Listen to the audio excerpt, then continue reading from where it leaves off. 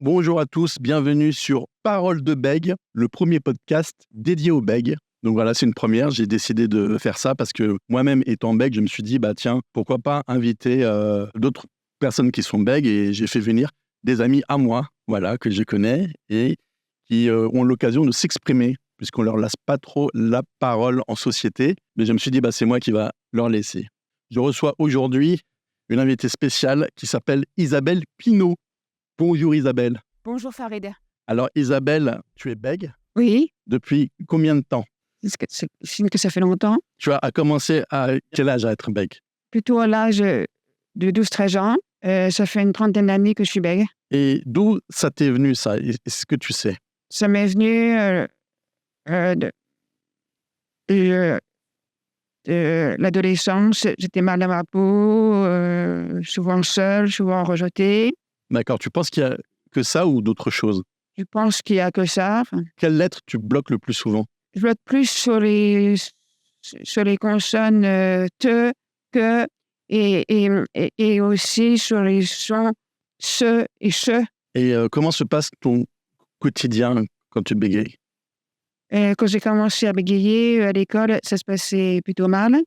Ouais. Parce que mes camarades se moquaient de moi, ils me rejetaient.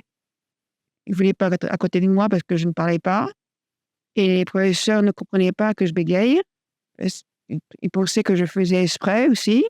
Et puis après, plutôt vers l'âge de 16 ans, je me suis à moins bégayer. Peut-être parce que j'étais plus sûre de moi, puis je connaissais plus de personnes dans le lycée à 17 ans, que j'avais déjà fait une année, donc voilà. Et j'ai rencontré des difficultés pour chercher du travail. J'en rencontre toujours. Maintenant, j'ai découvert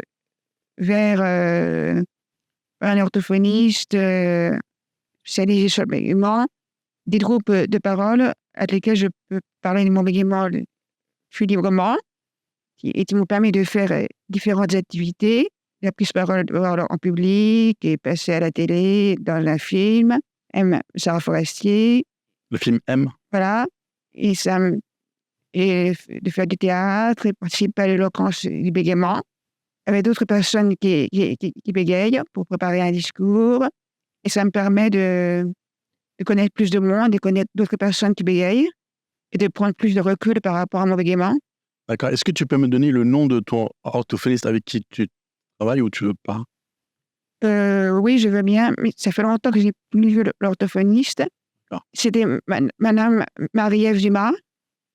D'accord. Et le nom de l'association dans laquelle tu es qui t'aide aussi pour le bégaiement, comment ça s'appelle? Je suis dans le self-help. Alors, c'est quoi le self-help? C'est une réunion de personnes qui bégayent. Et on peut parler librement du bégaiement parce que les autres personnes bégayent aussi. Et j'ai pu faire, et on organise aussi des activités autour du bégaiement et que j'ai pu aller en public lors du film Disco du Roi et aussi faire monter sur scène. Oui.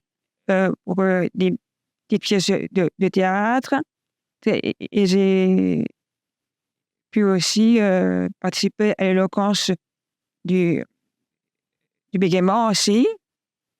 Et est-ce que tu n'as pas peur quand tu montes sur scène, parce que justement tu es bègue, est-ce que tu montes sur scène en public comme ça te fait pas peur? Si, ça me fait un peu peur. Au départ, ça me fait peur, mais après, ça me fait plus peur parce qu'en général, j'ai préparé mon discours, donc je sais ce que je vais dire.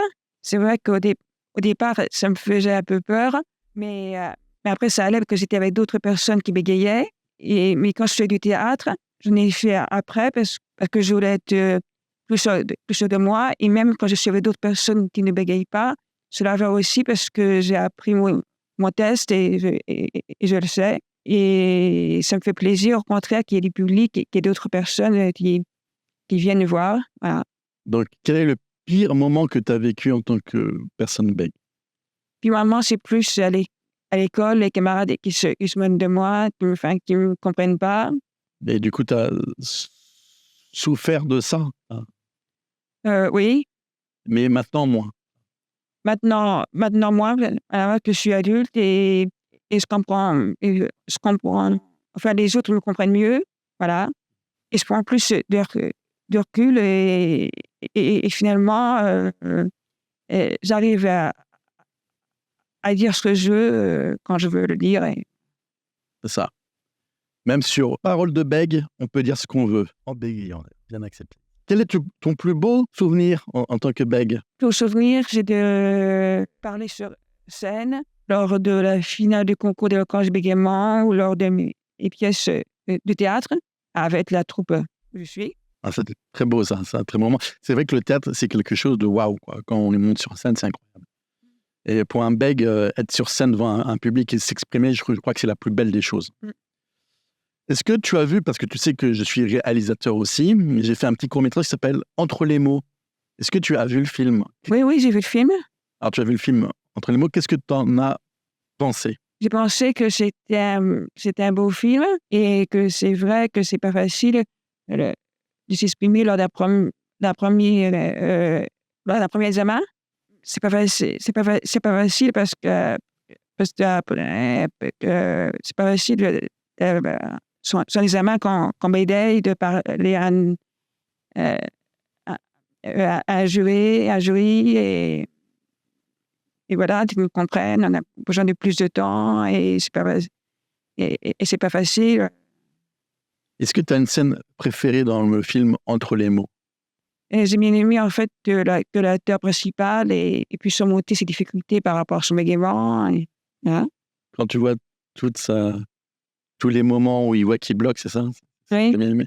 On salue Jonathan Bartholmé qui a joué le rôle de Frédéric dans Entre les mots. Pour conclure, puisqu'on est déjà à la fin du podcast, quel conseil tu donnerais aux gens qui sont bègues pour surpasser ou pour... voilà.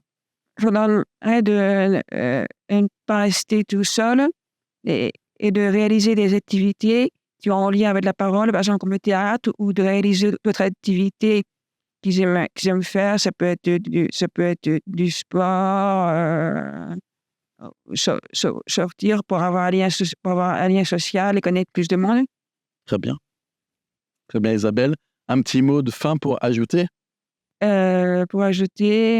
Merci Farid. Je suis très contente d'avoir réalisé ce podcast avec toi. Écoute, je suis très content, Isabelle, de t'avoir reçu comme première invitée pour Parole de bègue. C'est bien que ce soit aussi une femme, parce que c'est vrai qu'on ne montre que les hommes bègues en général, donc c'est bien aussi de montrer la diversité et que les femmes aussi peuvent bégayer. Voilà. Merci beaucoup Isabelle, c'était notre premier podcast Parole de bègue. Merci à vous de nous avoir suivis et à bientôt pour de nouvelles aventures. Au revoir. Au revoir.